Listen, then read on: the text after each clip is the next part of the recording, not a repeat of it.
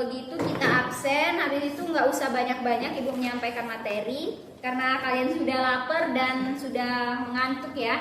Ibu absen terlebih dahulu. Ananda, Hadir Bu. Angela Ili, Hadir Bu. Ria Agustina, Hadir Bu. Wardah, Hadir Bu. Fadila, Hadir Bu. Elza, Jenny. Sakit Bu. Perasaan dia dari kemarin sakit terus ya? Iya Bu. Kemarin kan Iya. sakit adventure Bu. Renata, Sakit juga Bu. Masya Allah, ya Baru sudah sebulan, semoga Bu, iya. sakitnya. Oke, baiklah kalau begitu langsung saja kita masuk ke materi. Ayo, hari ini kita belajar apa? Nggak tahu Bu. Nggak tahu dia Bu. Kemarin kan sudah Ibu kasih tahu. Ayo tidak ada Bu. Malas galau Bu. Ada kelas ini. Aduh. Oke, jadi hari ini kita akan belajar tentang Nabi Muhammad SAW menerima Wahyu. wahyu pertama. Oke. Nah, jadi Nabi Muhammad menerima wahyu pertama pada umur berapa? Ada yang tahu nggak? 40 tahun. Itu kalian tahu, tadi katanya nggak tahu. Pura-pura aja Bu. Oh, pura-pura aja. Sabar aja. Oke, betul. Nah, kira-kira Nabi Muhammad menerima wahyu itu melalui apa? Ada yang tahu nggak? Melalui apa ya? Ayo, ada yang tahu nggak? Hah? Apa tadi Ananda? Boleh diulangi biar ada dulu ya. Ya, apa? Maksudnya tidak salah, tapi maksud ibu melalui apa? Atau SMS atau apa gitu kan? BBM Bu. Melalui Bu. Oke, selamat kalian salah semua. Jadi Nabi Muhammad itu tanda-tanda menerima wahyunya melalui Syair Bu. mimpi. Nah, jadi Nabi Muhammad selama 6 bulan dia terus mendapatkan mimpi. Nah, jadi pada tanggal 17 Ramadan atau sekitar tanggal 6 Agustus 611 Masehi, Nabi Muhammad melihat cahaya yang terang menderang ketika di gua. Nah, kira-kira ada yang tahu nggak gua apa? Nah, jadi Nabi Muhammad menerima wahyu pertama itu perantaranya malaikat Jibril. Betul sekali. Nah, jadi malaikat Jibril itu ditugaskan oleh Allah untuk menyampaikan wahyu kepada Nabi Muhammad. Apa harus malaikat Jibril? Karena setiap malaikat itu sudah mempunyai tugas masing-masing dan mungkin Allah benar-benar mempercayai malaikat Jibril untuk menyampaikan wahyu. Makanya malaikat Jibril. Iya, sama-sama. Oke, kira-kira ada yang tahu nggak wahyu pertama yang diterima oleh Nabi Muhammad itu? Bukan. Itu wahyu yang pertama kali diturunkan itu surah apa sih? Ada yang tahu? Lima ayat kan? Berapa ayat Bu? 5 ayat saja. Iya. Ayo silakan aja Bu, nggak apa-apa. Oke, jadi teman-temannya diperhatiin ya. Insyaallah. Bismillahirrahmanirrahim. Iqra bismi rabbikal ladzi khalaq. Khalaqal insana min 'alaq. Iqra wa rabbukal akram.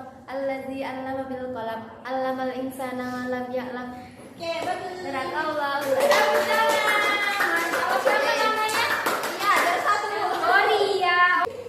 Nah, jadi malaikat Jibril itu datang menemui Nabi Muhammad lalu berkata, ada yang tahu malaikat Jibril berkata apa?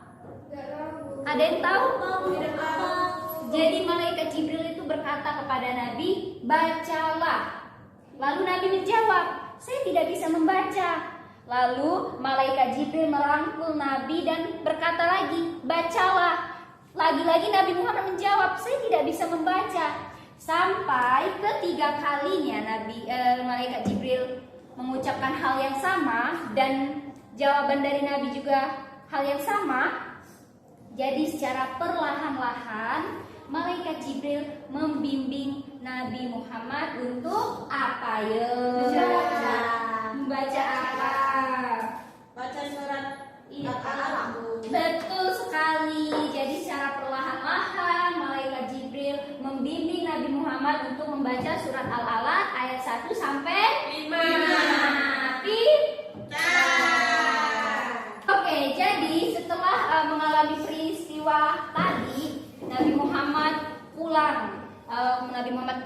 Gua Hiro dan turun dari, ada yang tahu dari mana? Udah.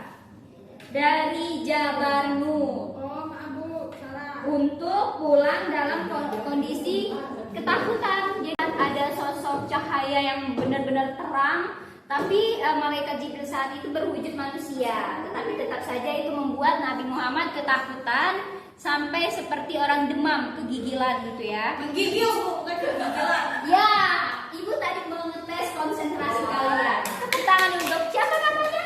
Angel. Pintar Angel. Tepuk tangan. Nah, jadi sesampainya Nabi Muhammad di rumah, istrinya Khadijah itu kebingungan melihat keadaan Nabi yang ketakutan sambil menggigil. Ada apa dengan suamiku? Sampainya di rumah, jadi istrinya Nabi Muhammad, Khadijah kebingungan kan, terheran-heran, kenapa sih, ada apa dengan suamiku? Nah, lalu Nabi Muhammad ini meminta kepada Khadijah untuk diselimuti. Hei, kamu masih kecil ya, nggak boleh sebut. Tandai. Jadi meminta untuk diselimuti, selimutilah aku. Nah, dengan wajah yang keheran-heranan, Siti Khadijah pun menyelimuti Nabi Muhammad. Iya.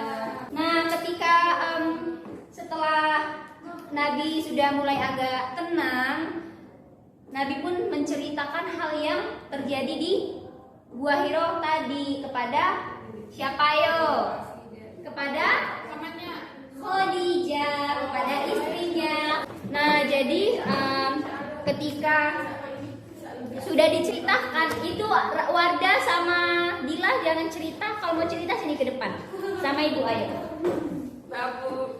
Jadi ketika Nabi sudah menceritakan yang terjadi di Gua Hiro kepada istrinya Khadijah, si Khadijah berusaha untuk menenteramkan hati suaminya Nabi Muhammad. Selain daripada itu, Khadijah juga berusaha untuk mengajak Nabi Muhammad bertemu dengan pamannya yang bernama, ada yang tahu? Abdul Muthalib. Bukan, yang bernama Waraqah bin Naufal. Siapa beliau? Ada yang tahu? Jadi Waraqah bin Naufal itu adalah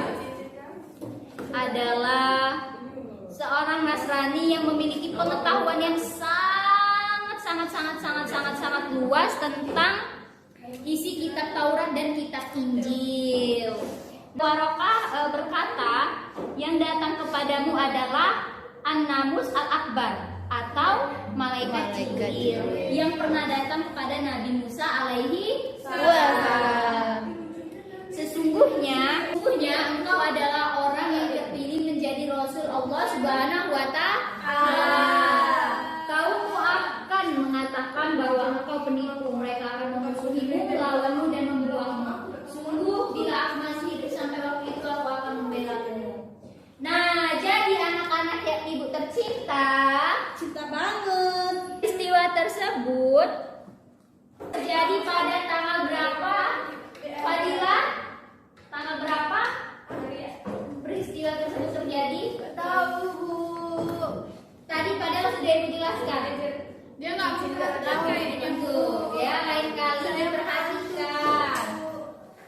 Jadi peristiwa tersebut terjadi pada tanggal 17 Ramadan 611 Masehi. Nah, umat Islam diperintahkan untuk mengingat peristiwa tersebut agar dapat mengambil hikmah yang terkandung dalam kejadian tersebut. Nah, dan tradisi peringatan atau tradisi peringatan kejadian ini jadi tradisi peringatan ini dilaksanakan setiap malam ke-17 bulan Ramadan yang disebut peringatan Nuzulul Quran. Seperti itu anak-anak, sampai di sini paham? Ada yang ingin ditanyakan? cukupkan sampai di sini pertemuan kita kali ini. Jangan lupa belajar ya anak-anak, karena kita sebentar lagi UAS. Bu, sudah selesai bukannya uasnya Bu ya? Belum, kamu jangan ada-ada. Oke, baiklah. Apabila ada salah kata, ibu mohon maaf. Apabila ada perasaan, mohon diungkapkan ya. Hidup kesepian tanpa kekasih. Cukup sekian, terima kasih. Wassalamualaikum warahmatullahi wabarakatuh. Waalaikumsalam.